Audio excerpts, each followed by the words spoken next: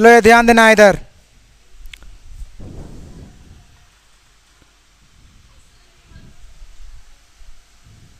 देखिए हम लोग पढ़ रहे थे क्या, जनन वाला हम लोग पढ़ रहे थे, जनन। इसमें कुछ हो चुका था। इसमें हम लोग क्या क्या पढ़ लिए थे? इसमें हम लोग पढ़ लिए थे अलैंगिक जनन क्या है, ये वाला हो चुका था अलैंगिक जनन। अब इसका कची विधियाँ, अलैंगिक जनन की,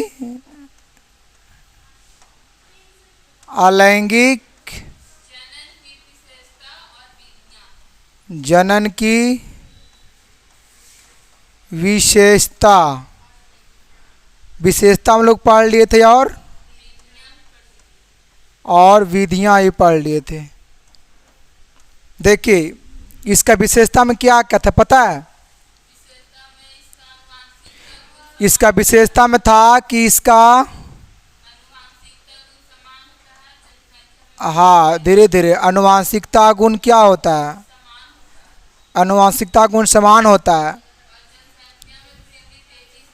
हाँ इसमें क्या होता है ना कि जनसंख्या में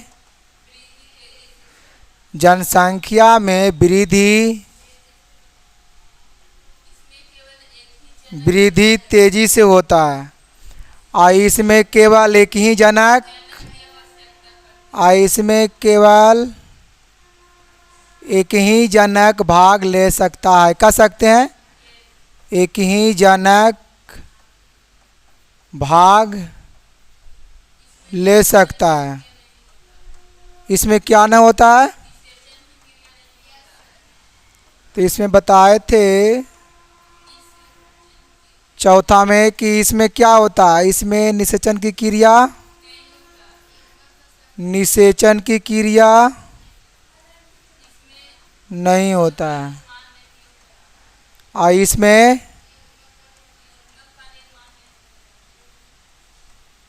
इसमें युग्मक का निर्माण नहीं होता। देखिए यही 2 4 5 को बताए थे ना। पहला क्या है कि इसमें आनुवांशिकता के गुण समान मिलता है, और इसमें होता है कि जनसंख्या में वृद्धि बहुत कस के होता है, और इसमें केवल एक ही जनक भाग ले सकता है, या तो नर या तो मादा हो। और इसमें निषेचन की क्रिया नहीं होता है, और इसमें युग्मक का निर्माण नहीं होता है। ध्यान देंगे, सभी एग्जाम के लिए जरूरी है ये वाला, नहीं होता है। अब देखिए बात आती है विधियां की। तो अलैंगिक जनन की विधियां हम लोग पढ़ लिए थे।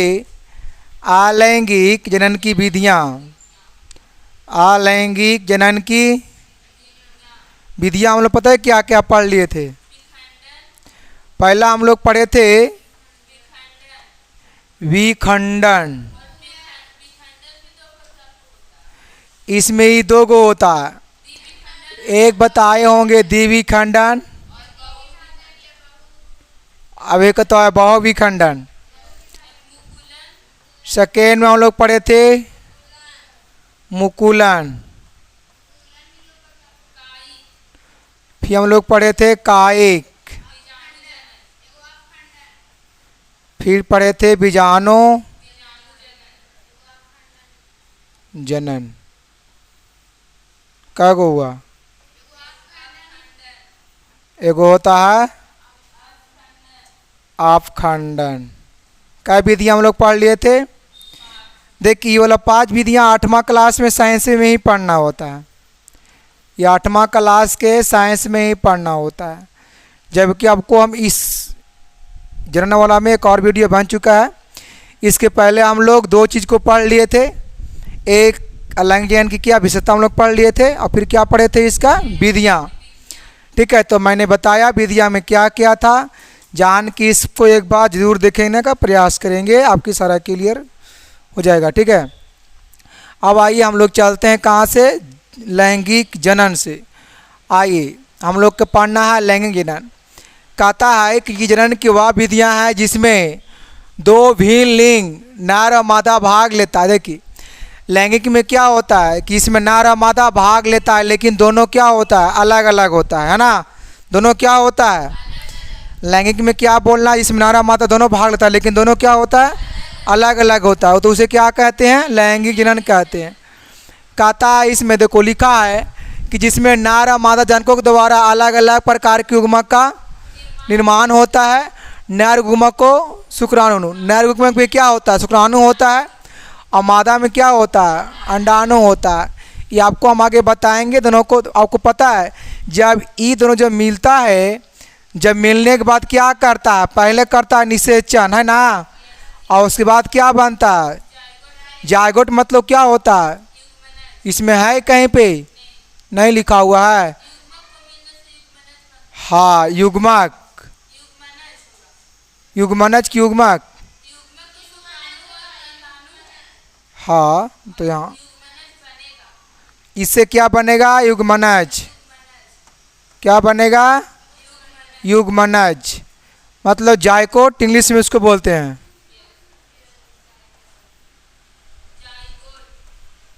जायगोट की जायकोट,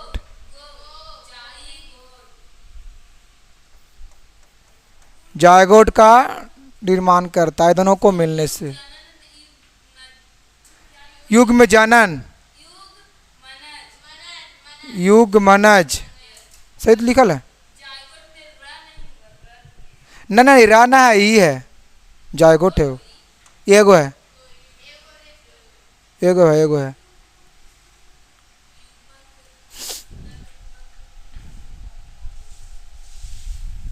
आप देखिए यहाँ पे दिया है, यहाँ से देखो, देखिए लिखा है कि नर युग्मक और मादा युग्मक से संलग्न होता है, उसे क्या कहते हैं, निषेचन। मतलब नर युग्मक और मादा युग्मक जब मिलता है तो क्या कहलाता है, निषेचन, जिसे मैंने बताया था अभी, है ना।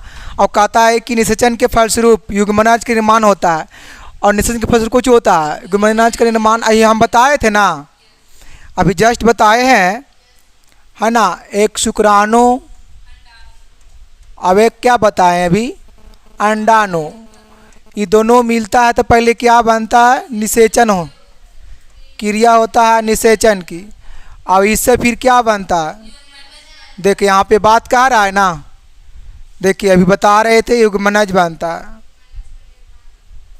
इसको बोलते हैं इंग्लिश में, ये हिंदी वाला हो गया, इसको बोलते हैं जायकोट। कहता है जो परिवर्तन हो जाता है और लिंग के आधार पर जीवों को दो भागों में बांटा गया है।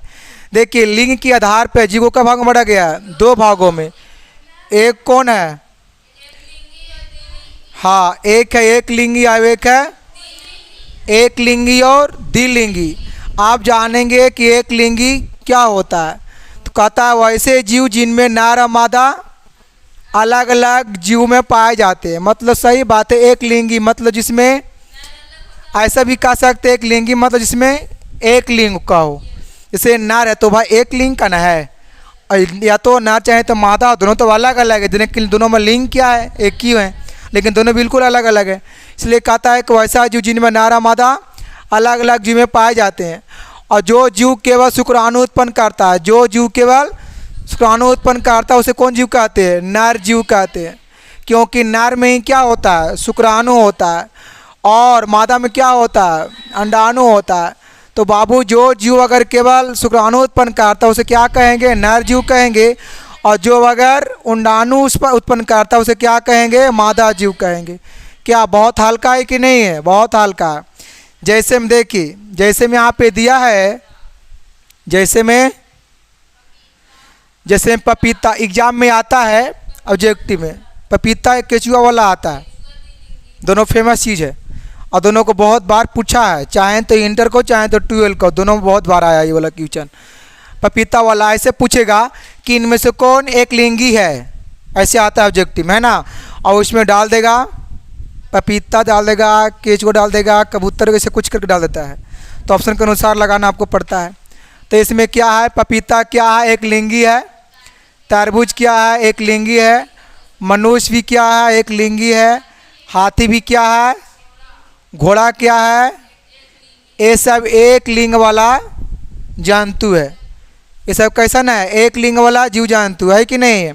अब बात करता है द्विलिंगी का, तो कहता है वैसे जीव, यहाँ लिखा हुआ है बाबू, वैसे जीव जिनमें नर और मादा लिंग एक हो, व्यक्ति में मौजूद होते हैं। क्या लिखा है? एक ही। उसको हम लोग बोलते हैं किन्नर। नाम सुने हैं? किन्नर।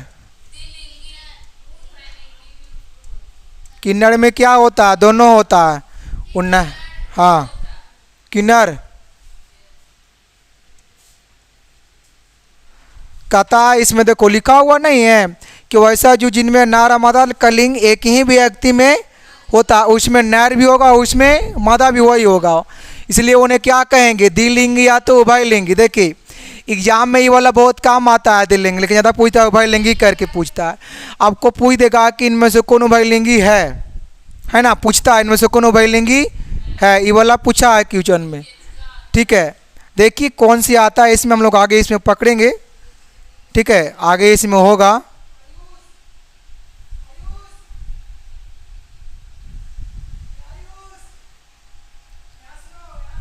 देखो कहता है कि पुष्प पौधे में लैंगिक जनन। कहता है पुष्पी पौधे में फूल या पुष्प ही इसके मुख्य जनन भाग होते हैं। अब इसमें नर और मादा जनन अंग होते हैं, अर्थात ये अधिकांश द्विलिंगी होते हैं। कौची? पुष्प। पुष्प क्या होता है? द्विलिंगी होता है। एक प्रारूपी फूल में 4 प्रकार के पुष्पपत्र होते हैं। सही, लेकिन बात है एक ही फूल में कितना प्रकार का होता है पुष्पपत्र? 4 गो होता है। क्या गो होता है? पहला क्या है? बादल पुंज। क्या है? बादल पुंज, दल पुंज, पुमांग और जयांग। 4 गो कौन कौन है? बादल पुंज, दल पुंज, पुमांग और जयांग। 4 गो है ना। हाँ, आइए 4 गो को हम लोग पढ़ते हैं, एक को हम लोग पढ़ेंगे। देखिए इसमें कुछ बात लिखा है नोट में करके। नोट में क्या लिखा हुआ है कि बादल पुंज और दल पुंज को सहायक अंग तथा पुमांग या जयांग को आवश्यक अंग कहते हैं। देखिए बादल और दल पुंज को क्या कहते हैं? सहायक अंग कहते हैं। और पुमांग और जयांग को क्या कहते हैं? आवश्यक अंग कहते हैं। पुमांग की बात करता है तो यह पुष्प का नर वाला भाग है, बताया गया है। पुमांग जो है इसे कैसे किसका भाग है? पता है फूल में 2 भाग होता है, एक नर का और एक मादा का। बताए थे फूल में कितना भाग होता है? एक नर और एक। नर में कौन कौन होता है पता है? नर के क्या भाग होता है? नर के 2 भाग होता है। एक होता है तंतु और क्या होता है? पराग कोश। पुष्प में पराग कोश सही नहीं लिखला है, वो दिख जाएगा। क्या है? फूल में नर का कितने भाग होते हैं? 2 भाग होते हैं, एक तंतु और एक पराग कोश होते हैं। ठीक है, आगे हम बताएंगे उसमें तंतु कहाँ होता है और परागकोश कहाँ होता है। एक होता है फूल में मादा के कितने भाग होते हैं? तो इसका 3 भाग होता है। इसका क्या भाग होता है? कौन कौन? हाँ, एक होता है वर्तिका, फिर होता है वर्तिकाग्र, फिर होता है अंडाशय। दिख रहा है? देखिए इतना जानिए कम से कम कि फूल में मादा कितने भाग होते हैं? 3 भाग, एक वर्तिका, वर्तिकाग्र और अंडाशय। लेकिन नर में कितने भाग होते हैं? 2 भाग, एक तंतु और एक परागकोश। आगे हम आपको बताएंगे। बात करता है पुमांग का, तो इसमें लिखा हुआ है पुमांग जो है भाग किसका है? नर का है। ठीक है, याद रखेंगे इसको। कहता इसमें कई लंबी रचना होती है, उसे क्या कहते हैं? पुंकेसर। देखिए ये फूल होते हैं, ये फूल है, इसमें कई प्रकार के लंबा लंबा क्या होता है? रचना होता है ना, बताएंगे आगे आपको। ठीक है, तो उसे उसको क्या हम लोग कहते हैं? पुंकेसर, जो वास्तविक नर का भाग होता है। भाग किसका होता है?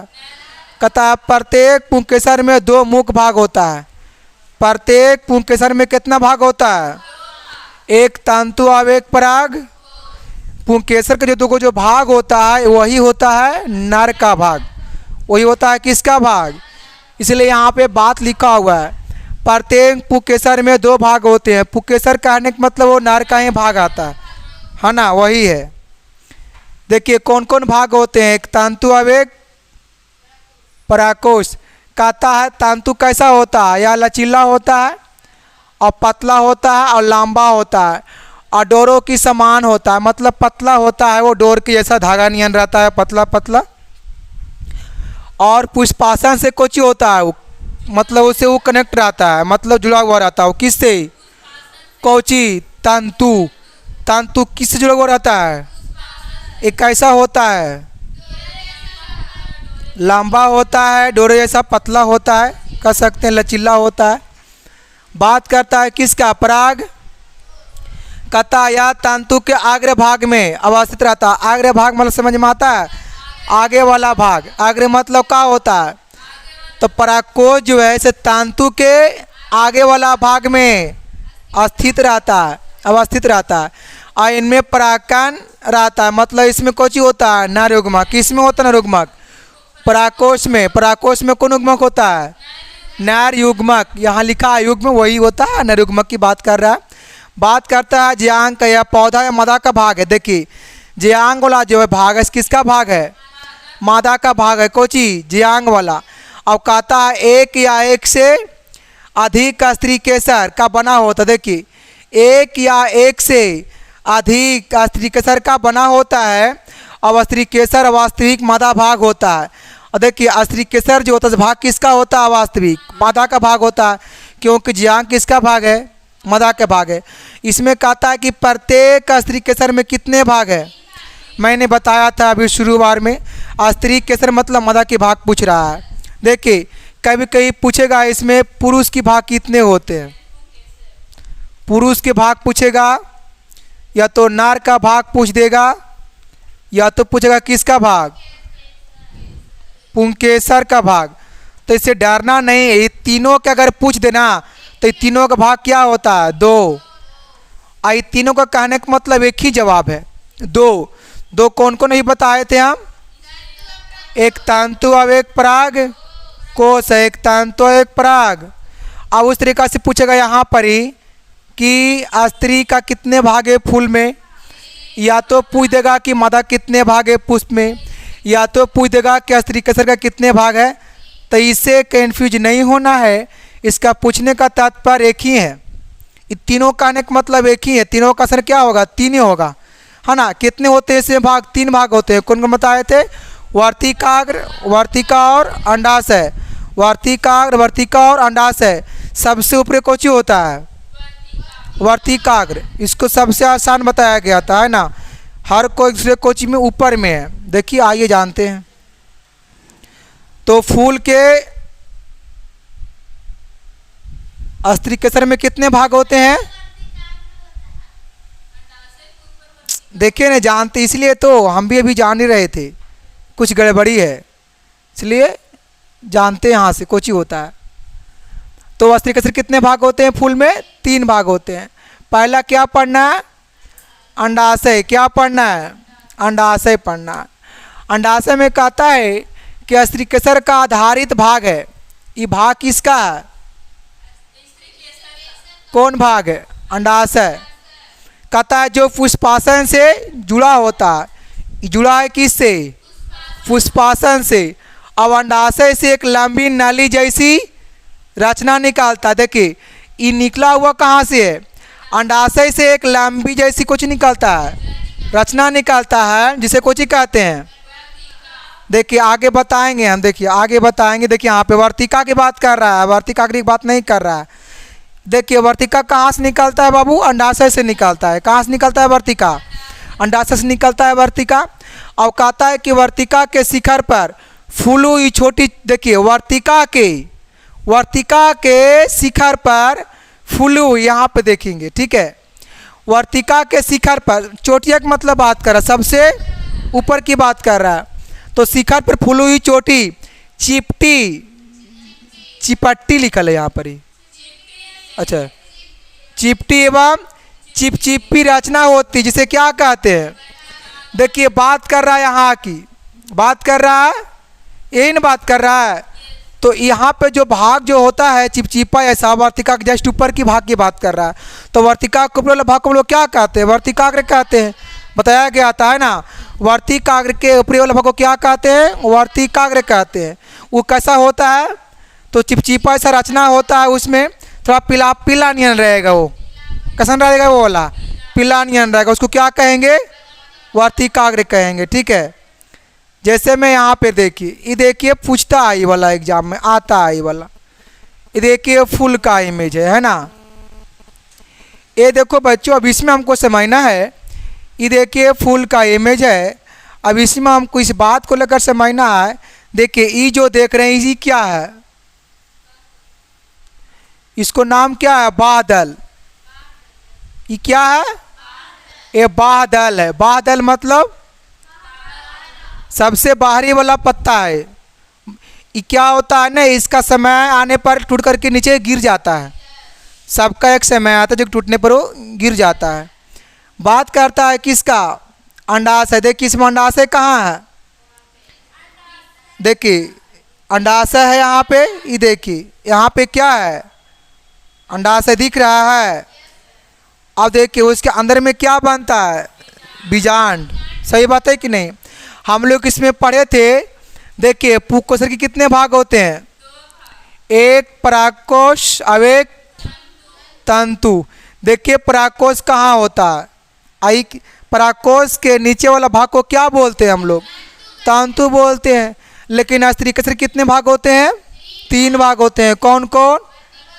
तो एक बताए थे अभी, वर्तिकाग्र, वर्तिका और फिर क्या होता है? अंडाशय, है ना। बात देखिए, अगर मानी एग्जाम में आ जाए, आता भी है कि एक फूल का नामांकित चित्र बनाकर क्या करे? सचित्र वर्णन करे। मतलब उसको पूरा लिखना पड़ेगा। सब माने दर्शा दिए फूल में वर्तिकाग्र कहाँ होता है, दर्शा दिए, बहुत अच्छे किए। आप माने अगर उसमें दर्शा दिए पुमांग कहाँ होता है, तंतुमय कहाँ होता है, परागकोश कहाँ होता है, अंडाशय कहाँ होता है, बीजांड कहाँ होता है। अगर आप दर्शाते हैं तो उसके बाद उसमें ही काम को करना है कि वर्तिकाग्र किसे कहते हैं, है ना, आवर्तिका किसे कहते हैं। तो इसको लिखने का सबसे क्या है? आसान तरीका है। अगर मानिए आज वर्तिकाग्र किसे कहते हैं तो बोलना है कि वर्तिका के ऊपरी वाला भाग को वर्तिकाग्र कहते हैं। कह सकते नहीं? कह सकते हैं। अब अगर बात करी वर्तिका के तो बोलना है कि वर्तिकाग्र के नीचे वाला भाग को क्या कहते हैं? वर्तिकाग्र कहते हैं, है ना, वर्तिका कहते हैं। सॉरी, क्या कहते हैं? वर्तिका। अगर बात की अंडाशय किसे कहते हैं तो क्या बोलेंगे? हाँ, पुष्पासन के अंदर वाला भाग को क्या कहते हैं? अंडाशय कहते हैं। कह सकते हैं। अगर बात की परागकोश किसे कहते हैं? तंतु के ऊपरी वाला भाग को परागकोश कह सकते हैं। रटना नहीं, समझने की बात है ना। जरूरी नहीं है कि जो आपको बुक में लिखा हुआ है उसको रटेंगे तभी नहीं। यहाँ पे देखिए समझना इस एंगल से है, क्योंकि यहाँ पे है कैसी?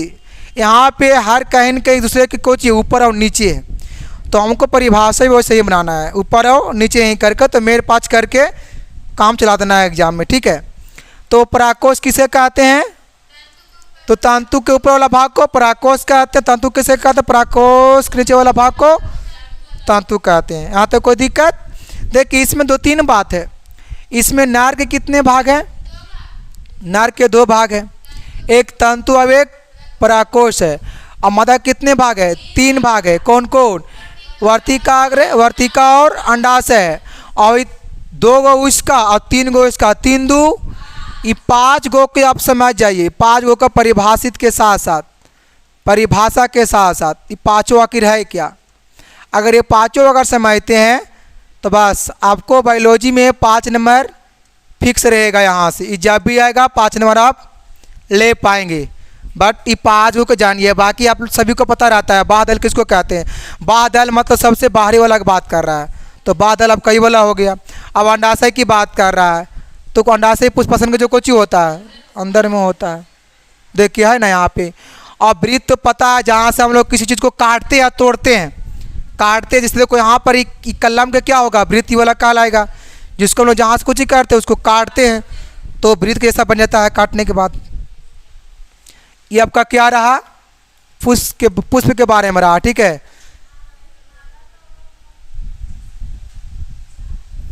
देखिए यहाँ से आता है एग्जाम में यहाँ से भी आता है स्वपरागन और परपरागन में अंतर बहुत जरूरी है। हाँ कटा हुआ है, ये वाला आता है, देखिए दोनों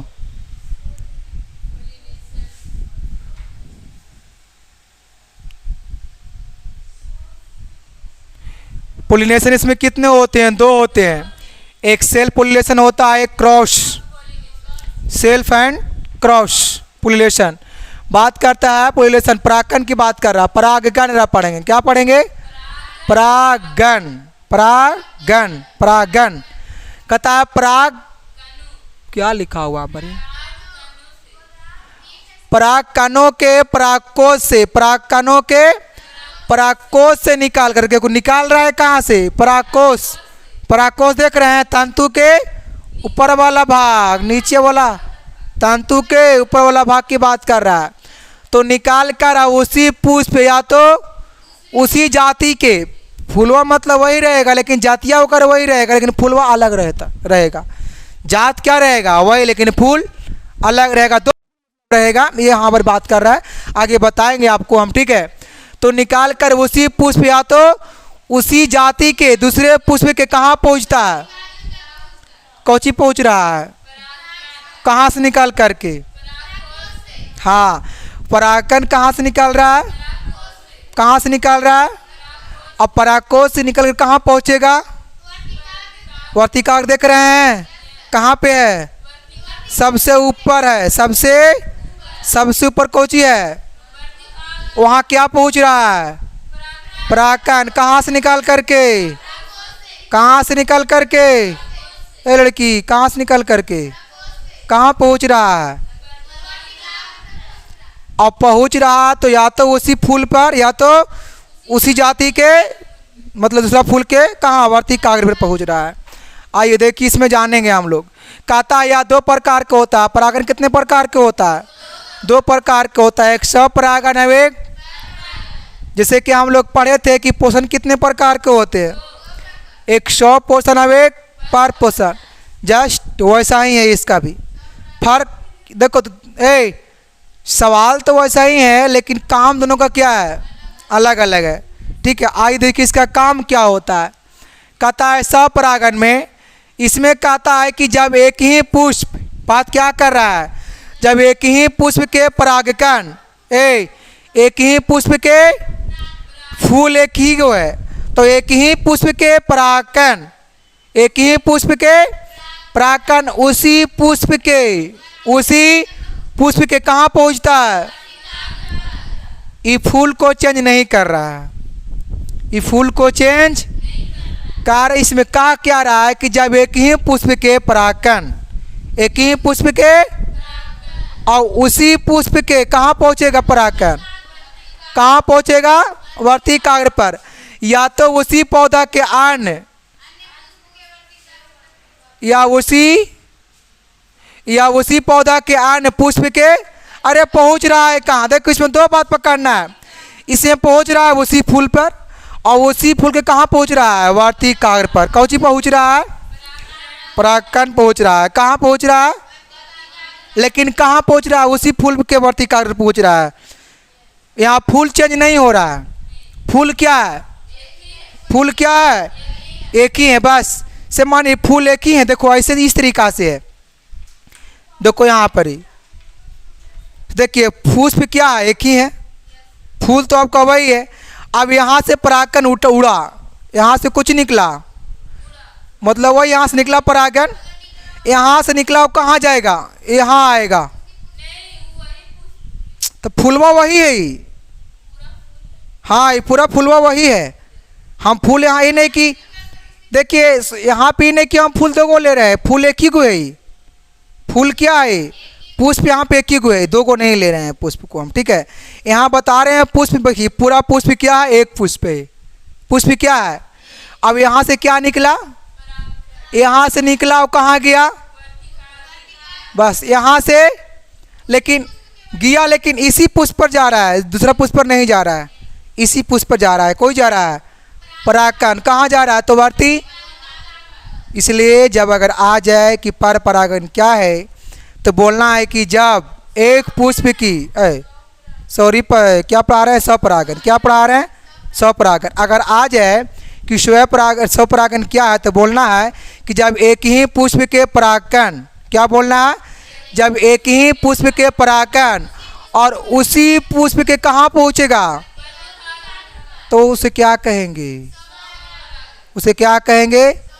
स्वपरागन। स्व के मतलब होता है वो खुद पर, अपने पर देखो पहुँच रहा है, किसी और पे, खुद पे वो पहुँच रहा है। देख रहे हैं, यहाँ से निकल रहा है, अब उसी पुष्प के प्रतिकाग्र पर वो पहुँच रहा है ना, इसलिए उसे क्या कहेंगे? स्वपरागन। अब बात करता है किसका? पर परागन की। इसमें कहता है कि जब एक पुष्प के परागकण, देखिए एक पुष्प के परागकण दूसरे पौधे पर या दूसरे पुष्प पर कर सकते हैं, है ना। जब एक पुष्प के परागकण दूसरे पौधे या तो दूसरे पुष्प के वर्तिकाग्र तक पहुंचता है, तो उसे क्या कहते हैं? देखो यहाँ पे क्वेश्चन में क्या है, आंसर है यहाँ क्या है? पर परागन है। पर मतलब दूसरे पर मतलब अपने पर ही बात नहीं कर रहा है। एक फूल के परागकण दूसरे फूल पे जान करके कुछ ही होता है, वो दूसरे फूल के वर्तिकाग्र पे, अब वो जाता है हवा के माध्यम से या तो कीट के माध्यम से, है ना। किसके माध्यम से? कभी कभी कीट क्या होता है कि एक पुष्प के परागकण पे बैठता है और बैठने के बाद उसके पैर में लग जाता है कोची परागकण, और वो यहाँ से उड़ा और कहीं दूसरे पुष्प के वर्तिकाग्र पर चला गया। लेकिन कहाँ गया?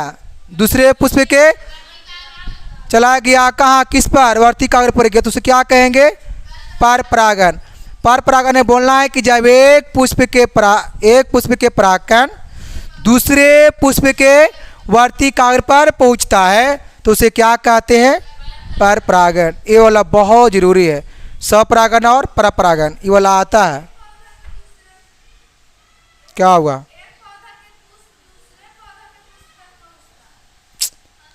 तो वही है परागन जो है ना, एक जरूरी नहीं जो लिखा हुआ वही समझना है। देखो हम बोल क्या रहे हैं कि एक पौधे के परागकण एक पौधा के दूसरे पौधा के वर्तिकाग्र पर पहुंचता है, तो उसे क्या कहते हैं? क्लियर। एक लाइन में क्लियर है। देखो यहाँ देखो लिखा है कुछ पॉइंट, देखो आया है, देखो लिखा है ने नोट में पर परागन बाहरी कारक कीट, पंछी, चमगादड़, वायु, जल आदि कारण भी होता है। देखिए पर परागन तो होता है, बट किससे होता है? तो कीट पतंग से भी होता है, पंछियों से भी होता है, चमगादड़ से, और हवा के माध्यम से और जल के माध्यम से भी होता है। बात करता है किसका? निषेचन की बात करता है। कथा इसमें हम लोग पढ़े थे अभी, ठीक है। नारुग्मक और मादा युग्मक और सलगन को क्या कहते हैं? निषेचन कहते हैं। कथा परागन के फलस्वरूप परागन, यहाँ ध्यान दो, परागन के फलस्वरूप परागन के फलस्वरूप परागकण वर्तिकाग्र पोषक पदार्थ अवशोषित कर, कुछ शोषित कर रहा है, पोषक पदार्थ अवशोषित कर वृद्धि करता है, और वर्तिकाग्र द्वारा स्त्रावित रसायन के प्रभाव से परागकण से एक नली निकलती है। किसे निकलती नली? परागकण से निकलती है एक नली, है ना, जिसे क्या कहते हैं? पराग, उसको क्या कहते हैं? पराग नलिका कहते हैं। और पराग नलिका के सिरे एक किण्वक निकलता है जो वर्तिकाग्र के ऊतक का गला देते हैं, और नलिका आसानी से बढ़कर कुछ होता है, वर्तिकाग्र से होते हुए कहाँ पहुँचता है? बीजांड में प्रवेश करता है, जहाँ कुछ होता है नारुग्मक। देखिए पता है ना बीजांड कहाँ रहता है? यहाँ की बात कर रहा है। देखिए यहाँ है ना, ये देखिए ये क्या है, इसी को ये बात कर रहा है, ठीक है। इसमें कह रहा है कि नर युग्मक और मादा युग्मक से संकलित हो जाता है, जिसके बाद युग्मनज विकसित होकर के कोची बनता है। यहाँ भ्रूण नहीं होगा, यहाँ भ्रूण होगा, ठीक है। भ्रूण के रूप में विकसित हो जाता है, और निषेचन के उपरांत ना, निषेचन के उपरांत अंडाशय फल में और बीजांड बीज में विकसित। देखो अंडाशय, देखो फल जो बनता है कहाँ बनता है, और बीज कहाँ से बनता है, बीजांड, बीजांड बीज में बनता है। सही बात है, बीजांड कहाँ, बीजों में विकास होता है ना। यहाँ पर देखिए ये वाला ये पूछता है, देख रहे हैं इसको, ये कोची होता है, फूल में निषेचन की क्रिया कैसे होता है। यहाँ देखिए ये कोची है,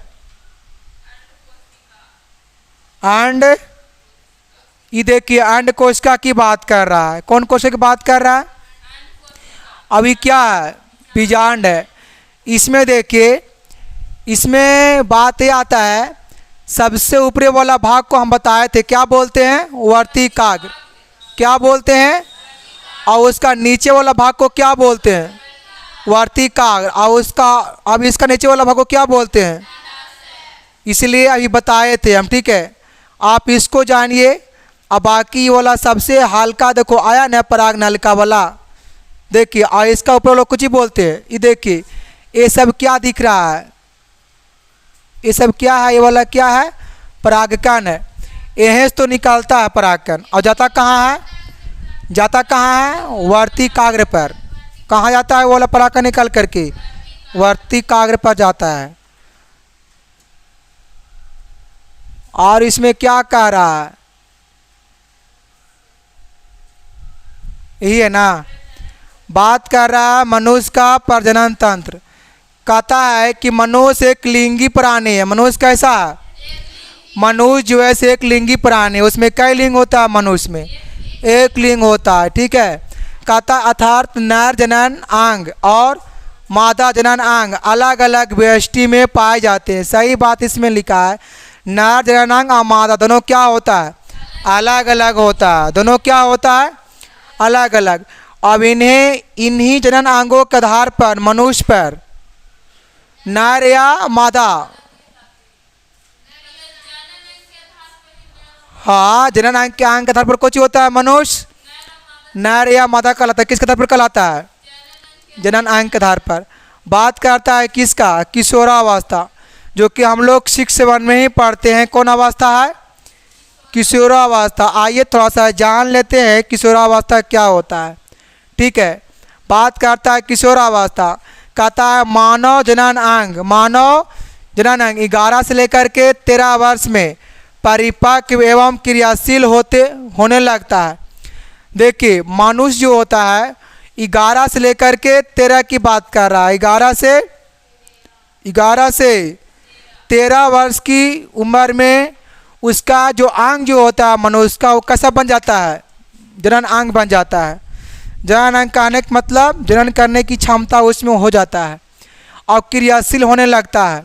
परिपक्व समझ में आता है, मतलब क्या, विकसित, कहाँ, और फिर क्या है, क्रियाशील होने लगता है। कहता है क्या, इस अवस्था के बालक और बालिकाओं के शरीर में कुछ परिवर्तन होना शुरू होता है। देखिए 11 से 13 साल की बच्चा में, चाहे तो लड़का हो चाहे तो वो लड़की हो, इतना के शरीर में क्या होता है, कुछ परिवर्तन शुरू होने लगता है। तो इस अवस्था को हम लोग क्या कहते हैं, किशोरावस्था कहते हैं। कौन अवस्था कहते हैं। आइए हम लोग जानते हैं कि बालक में होने वाला परिवर्तन क्या है। किशोरावस्था के टाइम में बालक की बात कर रहा है, बालक में परिवर्तन होने वाला क्या है, इसमें परिवर्तन देखिए, यहाँ देखिए दिख रहा होगा। ठीक है, देखिए इसमें पहला है, पहला इसमें कि काख एवं जंघावों के बीच, काख एवं जंघावों के बीच तथा वाह जननांग के समीप, देखिए बात कर रहा है वाह जननांग के निकट बाल आने लगता है। जब भी चाहे तो लड़का हो चाहे तो लड़की हो, जैसी उसका उम्र कितना होता है, 11 से 13 साल, तो उसका क्या होने लगता है, बालक की बात कर रहे थे हम लोग। ठीक है, तो काख में क्या होता है, बाल आना शुरू होता है, जंघावों के बीच, बाह जननांग के निकट बाल आना कुछ होता है, शुरू हो जाता है। बात करता है सेकेंड में टांगों, टांगों और बाहुओं पर कोमल बाल उंगला, टांगों समझ में आता है। उसको हाथ पैर में क्या होगा, हाँ उसको हाथ पैर में क्या होगा, बाल आना। देखेंगे तो किसी किसी इंसान को सीना में बाल बहुत कस के रहता है। किसी किसी इंसान को हाथ पैर में बाल बहुत घना होता है। किसी किसी को एकदम प्लेन रहता है, किसी किसी क्या रहता है, प्लेन, किसी के मीडियम में रहता है। तो हार्मोन के वजह से भी ऐसा होता है। किसी किसी में हार्मोन बहुत ज़्यादा होता है, तो जिसमें हार्मोन ज़्यादा होता है उसमें बाल घना होता है। ठीक है, हार्मोन कैसे होता है, ज़्यादा दूध खाने से होता है। ठीक है, हार्मोन। बात करता है त्वचा तैलीय होने लगता है। त्वचा क्या होने लगता है, तैलीय समझ में आता है। उसका त्वचा कुछ लिखा है, त्वचा, यहाँ